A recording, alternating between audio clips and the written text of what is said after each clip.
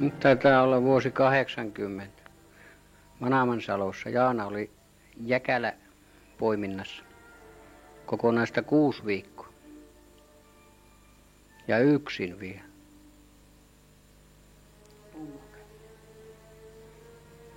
Me kävimme vähän sitten viikonvaihteessa Vilmaamassa. Jaana näyttää, miten se jäkälän poiminta tapahtuu.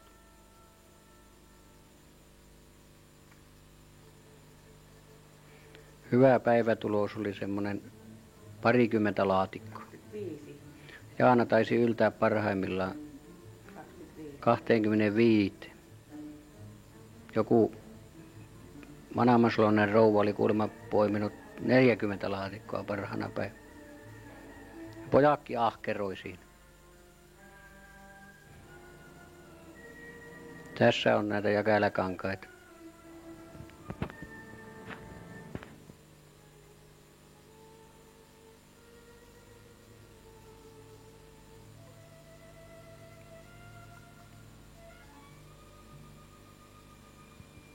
Manaamasalossa on yli 70 pientä lampia, hyvin kirkasvetisiä.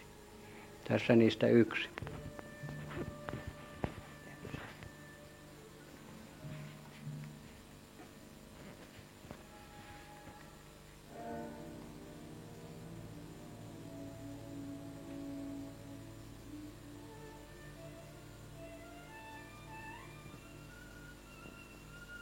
Siinä on Jaanan päiväsauna.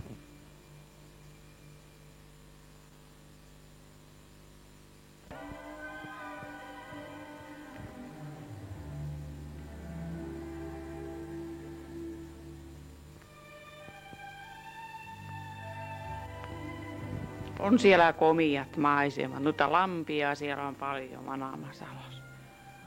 On tosi mukava kesällä kierrellä ja katsella.